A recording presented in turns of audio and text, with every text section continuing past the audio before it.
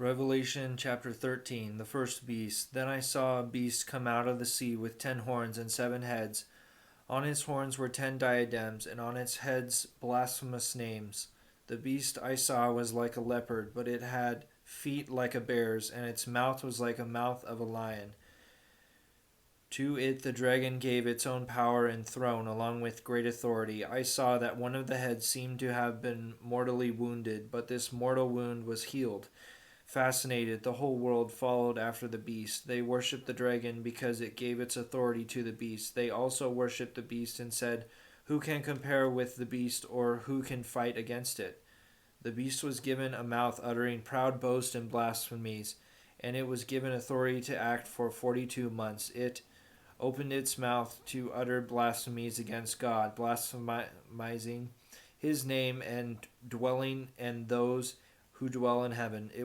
It was also allowed to wage war against the holy ones and conquer them, and it was granted the authority over every tribe, people, tongue, and nation. All the inhabitants of the earth will worship it, at all whose names were not written from the foundation of the world in the book of life, which belongs to the Lamb who was slain. Whoever has ears ought to hear these words.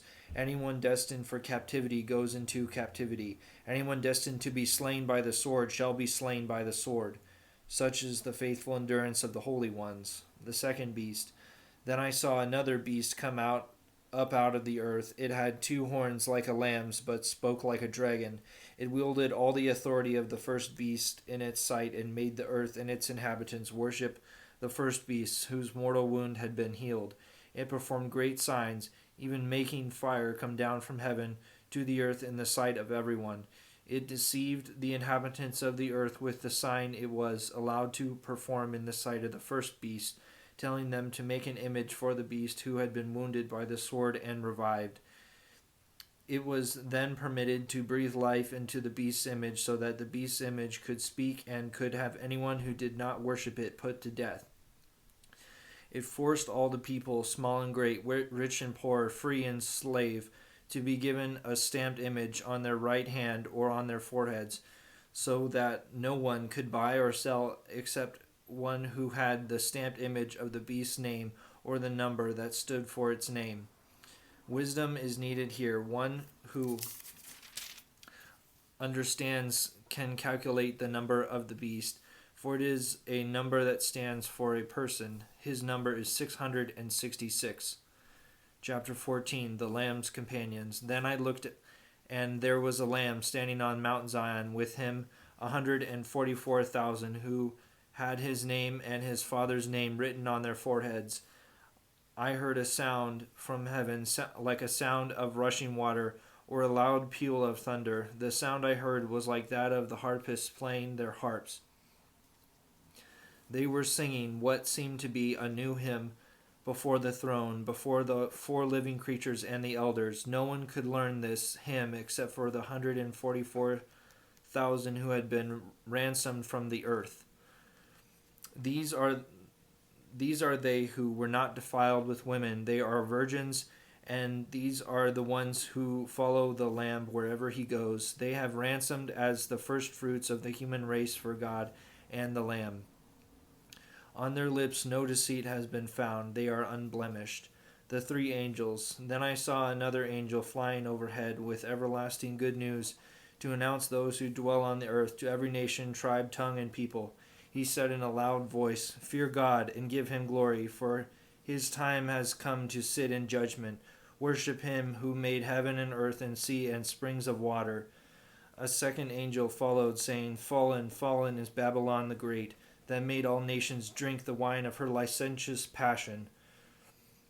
A third angel followed them and said in a loud voice, "Anyone who worships the beast or its image or accepts its mark on forehead or hand will also drink the wine of God's fury, poured full strength into the cup of his wrath, and will be tormented in the burning fire and sulfur before the holy angels and before the Lamb.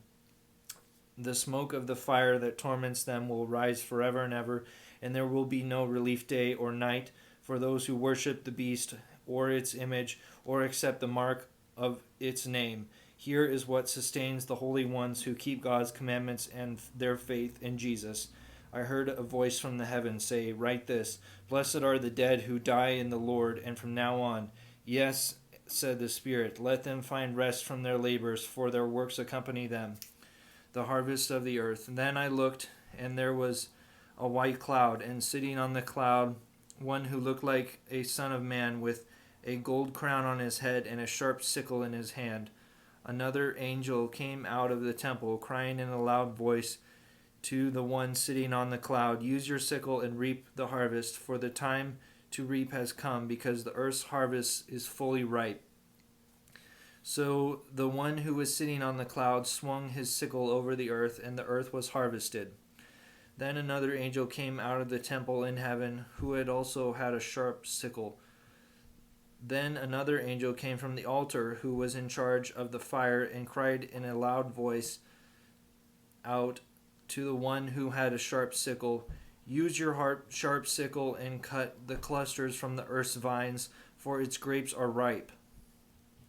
So the angel swung his sickle over the earth and cut the earth's vintage. He threw it into the great winepress of God's fury. The winepress was trodden outside the city, and the blood poured out of the winepress to the height of a horse's bridle for 200 miles.